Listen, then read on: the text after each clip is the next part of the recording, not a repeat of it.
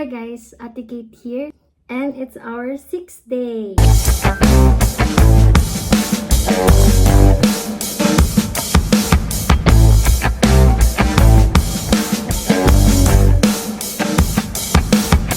We're gonna do something different. I'm gonna eat while talking.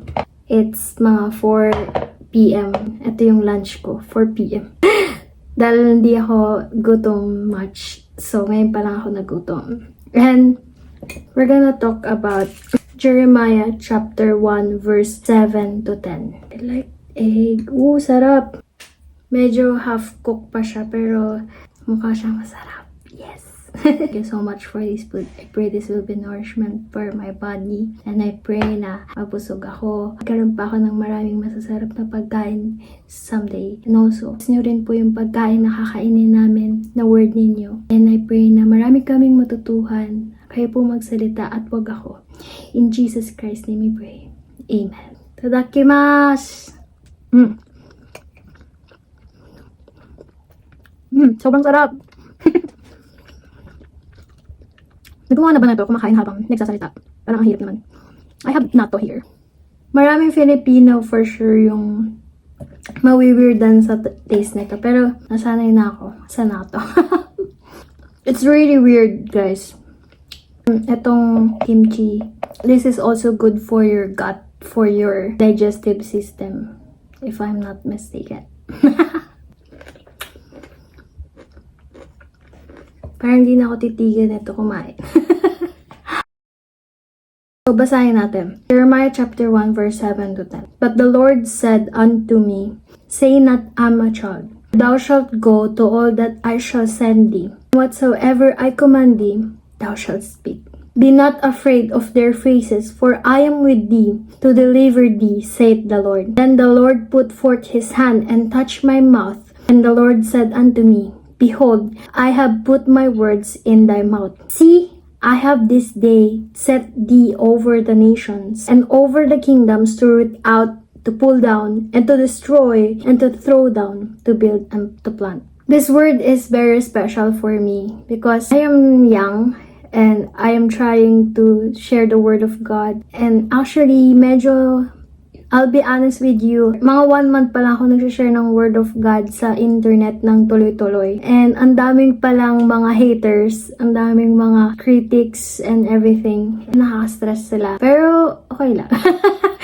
Kinakaya naman kasi every time that I will preach the Word, I will pray to God na pag gumagawa ako ng mga videos about God, and I'll just pray to God, Lord, let me speak the right thing. Yung gusto mo talagang sabihin. And someday matututunan ko na rin na hindi makinig sa kanila or pansinin sila kasi hindi naman talaga sila mahalaga. Sabi nga dito sa Jeremiah, huwag mong sabihin na bata ka lang. Because I am the one who sent you. I am the one that is commanding you to share His word.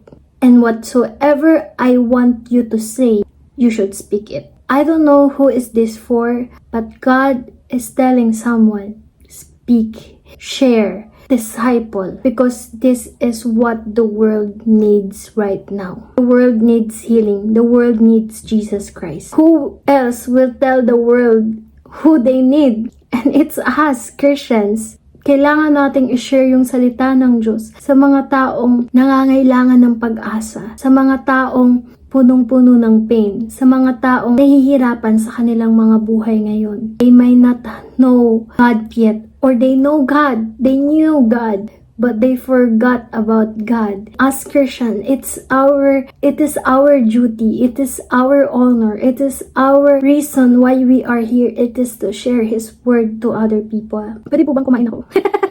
So, ang hirap pala magsalita habang kumakain. Parang nasisina ako dito. Charot. Baka man deliver pag nagsasalita ako kumakain.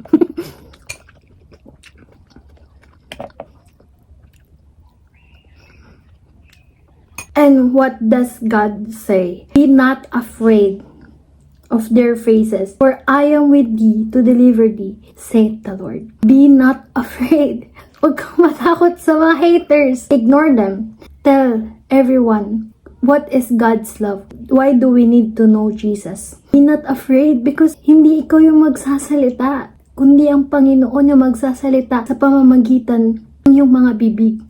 Huwag kang matakot, i-share yung salita ng Diyos sa mama mo, sa papa mo, sa kaibigan mo, sa kaklase mo. Because God is with you.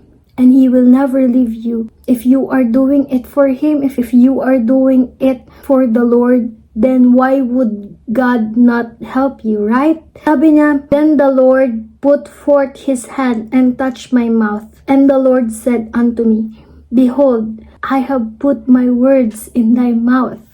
If this word is for you, God already touched your mouth so that you could share His word. You may not know the right words to say, you may not have that confidence yet, but remember, God anointed you to teach His word, to share His word. And what you must do is to seek God. Huwag ka basta-basta mag-share ng word ng walang alam. Siyempre, you have to seek God talaga ng sobra. Fast, pray, everything. Walk in spirit and in truth. Walk in how the Lord wants you to walk. There is something God is trying to do to us. And this is the last days. Malapit na si Lord. Lord, tamang panahon, mag-share na ako ng salita. When will that happen? When will you be ready? You can never feel you're ready. Don't base everything on your feelings and try to obey God's word and share His word. God will anoint you.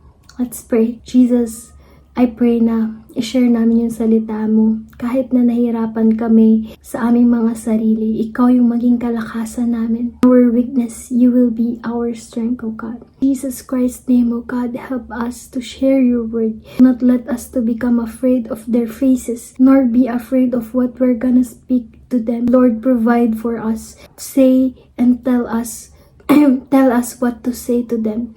Tell us what is your word, O God, so that makarating to sa mga tamang tao kung saan, Panginoon, their faith will grow, because faith comes from hearing and hearing the word of God. In Jesus Christ's name, O Lord, we ask for your holy anointing to fall unto us and let us speak your word clearly and boldly. In Jesus Christ's name we pray. Amen. Tatapusin ko na ang aking pagkakain. God bless and Ate Kate out.